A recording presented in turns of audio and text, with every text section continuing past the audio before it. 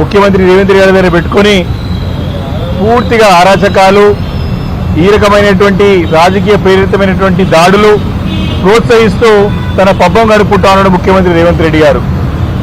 ఈరోజు తెలంగాణ రాష్ట్రంలో చాలా స్పష్టంగా అర్థమవుతా ఉన్నది. ఇటు కేంద్రంలో సహాయ మంత్రి, హోంశాఖ సహాయ మంత్రి ఉన్నటువంటి బండి సంజయ్ గారు, ముఖ్యమంత్రి రేవంత్ రెడ్డి గారు ఇద్దరి యొక్క చీకటి ఒప్పందం తెలుసు అందరికీ. వారిద్దరి యొక్క చీకటి వ్యాపారాలు తెలుసు అందరికీ. ఏ రకంగా ఎప్పుడు ముఖ్యమంత్రి గారికి ఆపద వచ్చినా, ఎప్పుడు ప్రజల నుంచి కూడా తిరుగుబాటు వచ్చినా ముఖ్యమంత్రి గారికి మొట్టమొదటి సహాయపడేది కేంద్ర సహాయ మంత్రి ఉన్నటువంటి బండి సంజయ్ గారు. కాబట్టి వారిద్దరి యొక్క ఒప్పందంలో భాగంగానే మరి ఒక దాడి జరిగిందని స్పష్టంగా అర్థమవుతా ఉన్నది. ఈరోజు బండి సంజయ్ గారు సమాధానం చెప్పాలా. వారంతగా బాధ్యత గల పదవిలో ఉన్నటువంటి వ్యక్తి. సరే, ప్రతి ఒక్కరికి కూడా అవకాశం వస్తుంది, తన రాజకీయంగా ఎన్నో అవకాశాలు వస్తాయి. కానీ గతం మర్చిపోవద్దు. బండి సంజయ్ గారు మీకు అహంకారంతో కళ్ళుకు నెత్తికెక్కి మాట్లాడుతూ ఉన్నారు. 2014 ముందు ఏ రకంగా చందాలు వేసుకుంటూ బతుకుతుండే అందరికి తెలుసు. నువ్వు ఎంపీ కాకముందుకు ఏ రకంగా భిక్షాటన చేసి బతుకున్నావు అందరికి తెలుసు. మీ యొక్క ఎంపీ ఎన్నికల్లో గెలుస్తానికి ఏ రకంగా అన్ని తాకట్టు పెట్టుకొని నేను ఎలక్షన్స్ వెళ్ళని చెప్పి సింపతితో గెలిచిన అందరికి తెలుసు. ఈరోజు అహంకార పూరితమైనటువంటి వైఖరితో పెద్ద పెద్ద మాటలు, అనరాని మాటలు, ఒక భాష అంటే మా యొక్క పార్టీ నాయకత్వం పైన ఇష్టానుసారంగా మాట్లాడి, దిగజారి మాట్లాడి, మమ్మల్ని అవమానించేయమనే కాకుండా మమ్మల్ని అన్ని రకాలుగా అంటే ఇబ్బంది పెట్టే రకంగా మాట్లాడి ఈరోజు మీకు సమానం చెప్తే, మీరు మాట్లాడిన భాషలో మేము సమానం చెప్తే తట్టుకోలేని పరిస్థితి. మీరు మాట్లాడిన భాషలోనే మేము సమానం చెప్తే ఎగరెగిరి పడుతున్నటువంటి సంగతి చాలా స్పష్టంగా. మొన్న కౌశిక్ రెడ్డి గారి పైన జరిగిన దాడి పూర్తిగా బండి సంజయ్ యొక్క ప్లాన్ ప్రకారమే వారింటి దగ్గర నుంచే లాఠీని తీసుకొని అన్ని రకాలైనటువంటి మరి హత్యాయత్నం చేయాల్సినటువంటి సామాగ్రి అంతా కూడా తీసుకొని, అన్ని కూడా ఆయుధాలు తీసుకొని ఆ రోజు మొన్న ఎమ్మెల్యే క్యాంప్ హౌస్ మీదకి కౌశిక్ రెడ్డి గారి మీదకి దాడి చేసినారు. కౌశిక్ రెడ్డి గారు ఏం తప్పు మాట్లాడినాయా? కౌశిక్ రెడ్డి గారు ఏం అడిగినాయా బండి సంజయ్ని? ఏ అంశం పైన చర్చకు వస్తావు, చర్చకు రా. నీ యొక్క భాష తొత్తిరి భాష కాకుండా ఊకే ఇష్టం వచ్చేది మాట్లాడదు కాదు. నీకు ఏ అంశం పైన సరే ఆ అంశం పైన మాట్లాడటానికి మా పార్టీ నాయకుడు సిద్ధంగా ఉందా, మా పార్టీ సిద్ధంగా అని చెప్పినాడు. నువ్వు లేనిపోయిన ఆరోపణలు చేస్తే అరే నువ్వు కూడా తంబాకు తిరుగుతావా, తంబాకు ఎఫెక్ట్ అయ్యా, ఇంటికి విడిచిపోయినని చెప్పినాడు. నువ్వేమో మా కేటీఆర్ డ్రగ్స్ అంటావు, నువ్వు కేసీఆర్ గారికి పుట్టినవని అడుగుతావు. మేము అలాంటి భాష మాట్లాడలేదు. మేము చాలా స్పష్టంగా అంశం పైన మాట్లాడినాం. బండి సంజయ్ గారు, ముఖ్యమంత్రి రేవంత్ రెడ్డి గారు, మీరు మాట్లాడిన భాషలో మీకు సమానం చెప్తే అర్థమవుతా ఉన్నది. కేవలం ఇంకా 2 సంవత్సరాలు ప్రభుత్వం ఉంటుంది రాష్ట్రంలో. మీరు ఇదే రకమైనటువంటి సంస్కృతిని మీరు ముందు తీసుకుపోతే, ఇదే రకమైన సాంప్రదాయాలు ముందు తీసుకుపోతే రేపు పొద్దున మీ పైన దాడులు కానీ మిమ్మల్ని ఎవరు ఆపలేరు. మీరు కరీంనగర్ ఖాళీ చేసి పోయి గుజరాత్లో, యూపీలో తలవాల్సుకోవాల్సినటువంటి సందర్భం వస్తుంది. బండి సంజయ్ అని చెప్పి సందర్భం హెచ్చరిస్తా ఉన్నాను. వారి కార్యకర్తలు అంటే ఆపుకోలేకపోయారంట.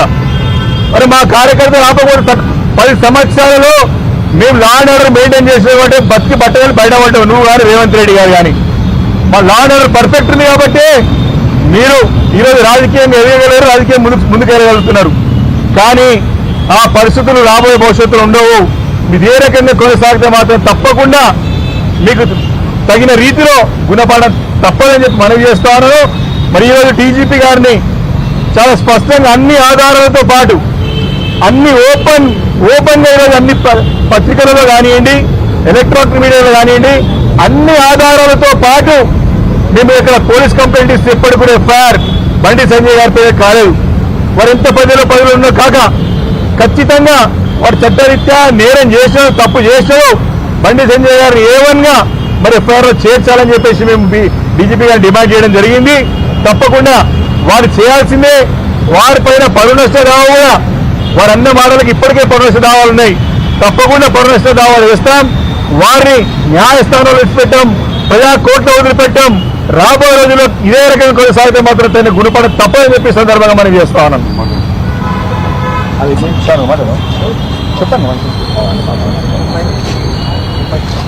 అందరికీ నమస్కారం.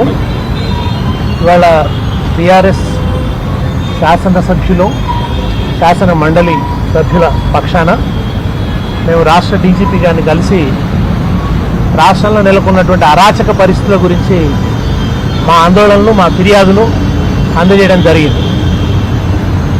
రాజ్యాంగాన్ని రక్షణ చేయాల్సినటువంటి హోంశాఖ సహాయ మంత్రి గూండాలను పంపి దాడులు చేయిస్తున్నారు. ఈ రాష్ట్రంలో ముఖ్యమంత్రిగా, హోంమంత్రిగా ఉన్న ఆయన 2.5 సంవత్సరాలుగా వరుసగా బీఆర్ఎస్ పార్టీ కార్యాలయాల మీద దాడులు జరిపిస్తున్నారు. బీఆర్ఎస్ ఎమ్మెల్యేల కార్యాలయాలంటే, క్యాంప్ ఆఫీసులు అంటే అవి ప్రజల ఆస్తులు. అవేమీ ప్రైవేటు బిల్డింగ్స్ కావాలి. ప్రజల పన్నుల నుంచి వచ్చినటువంటి ఆదాయంతో కట్టినటువంటి బిల్డింగ్స్. వాటి మీద ఎట్లా దాడులు దిగబడతారు? ప్రభుత్వమే ప్రభుత్వ ఆస్తుల మీద దాడులు చేయించడం వికృతము, విడ్డూరం మాత్రమే కాదు, పరమ నేరం. నేరపూరిత అంటే ఇవాళ నేరమే అధికారమై కూర్చుంది. నేరస్తులే మంత్రులు అవుతున్నారు. నేరపూరితమైనటువంటి పరిపాలన సాగుతోంది. ఇంత జరుగుతూ ఉంటే వరుసగా చూశారు మీరు. సిద్దిపేట ఎమ్మెల్యే క్యాంప్ ఆఫీస్ మీద దాడి, తర్వాత గజ్వేల్ క్యాంప్ ఆఫీస్ మీద దాడి, ఆ తర్వాత మేడ్చల్ ఆఫీస్ మీద దాడి, ఆ తర్వాత ఇప్పుడు ఇవాళ కరీంనగర్ గంగుల కమలాకర్ గారి క్యాంప్ కార్యాలయం మీద దాడి, హుజురాబాద్ కార్యాలయం మీద దాడి, వరుస పెట్టి బీఆర్ఎస్ ఎమ్మెల్యే కార్యాలయాల మీద దాడి జరుగుతున్నది. దీన్ని ప్రభుత్వం ప్రోత్సహిస్తున్నది. నిన్న మీరందరూ టీవీలలో స్పష్టంగా చూసింది. గుండాలు రెచ్చిపోతున్నారు, ఆ కారద్దాలు పగలగొడుతున్నారు. పాడి కౌశిక్ రెడ్డి గారిని చంపేస్తామని చెప్పి బాహాటంగా ప్రకటిస్తున్నారు. పోలీసులు బుజ్జగిస్తున్నారు. వాళ్ళ నడుము పట్టుకొని బతిల్లాడుతూ అయ్యో పక్కకు రండి అని కాసేపు వదులుగా పట్టుకుంటారు, కాసేపు గట్టిగా పట్టుకుంటారు. అంటే నువ్వు ఇంకా 2 పగలగొట్టానట్టే ఉంది వైఖరి. లోపలికి ఎట్లా ఎంటర్ అవుతారండి? కార్యాలయం లోపలికి ఎంటర్ అయిపోయి కుర్చీలు పగలగొట్టి, అద్దాలు పగలగొట్టి ఇవన్నీ చేస్తుంటే ఇక్కడ పోలీసులు ఉన్నట్ట? ఈ రాష్ట్రంలో శాంతి భద్రతలు అమలవుతున్నట్ట? అంటే రాష్ట్రంలో శాసనసభ్యుల ప్రాణాలకే రక్షణ లేకపోతే సామాన్యుల పరిస్థితి ఏమిటి? కౌశిక్ రెడ్డి గారు ఇంటి మీదకి దాడి చేశారు కదా, ఇక్కడి నుంచి ఎన్ని పోలీస్ స్టేషన్లు దాటుకుంటూ వెళ్ళారు. ఇవాళ మేము ఏమైనా ఒక చిన్న బంధకాలు ఇస్తే, లేదా ఏమైనా చిన్న సమ్మెకు సంబంధించిన మద్దతు ప్రకటిస్తే, ఆర్టీసీ సమ్మెకు మద్దతు ప్రకటిస్తే ఏదైనా పెడితే మమ్మల్ని హౌస్ అరెస్ట్ చేస్తున్నారు కదా, బయటకే రాణిస్తున్నారు కదా. అట్లాంటిది గుండాలు స్వయ విహారం చేస్తూ, లాఠీలు పట్టుకొని రోడ్ల మీద నడుస్తూ కార్యాలయాల దగ్గరకు వచ్చి దాడి చేస్తున్నారని చోద్యం చూస్తారా? ఏం జరుగుతుంది వాళ్ళ రాష్ట్రంలో? ప్రజలు ఆలోచించాలి. గత 10 సంవత్సరాల్లో ఇటువంటి పరిస్థితి ఉందా? ఇట్లా శాసనసభ్యుల కార్యాలయాల మీద, వాళ్ళ ఇళ్ల మీద కానీ దాడులు జరిగాయా? యథేచ్ఛగా ఎన్ని మాటలు మాట్లాడారు? కేసీఆర్ గారిని అవమానిస్తూ దారుణమైన మాటలన్నీ మాట్లాడారు, అనేక మంది మాట్లాడినారు. అట్లా మాట్లాడిన వాళ్ళు ఎవరి మీద కూడా భౌతిక దాడులకు పాల్పడలేదు. భౌతిక దాడుల సంస్కృతి, ఫ్యాక్షనిస్టు సంస్కృతి ఈ ప్రభుత్వం రాగానే ఎమ్మెల్యే క్యాంపు కార్యాలయాల దగ్గర ఉన్నటువంటి ఆ శంకుస్థాపన మన ప్లాంట్లన్నింటినీ కూడా పగలగొట్టడం మొదలుపెట్టారు. మొట్టమొదటి రోజు నుంచి అరాచకం, భాషలో అరాచకం, చేతల్లో అరాచకం.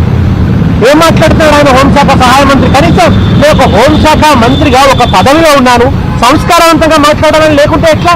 పుట్టుకల గురించి మాట్లాడతారా? ఇంతకంటే దుర్మార్గం ఇంకొకటి ఉంటుందా? ఇంత కుసంస్కారమా? ఇంత దిగజారిపోవాలా?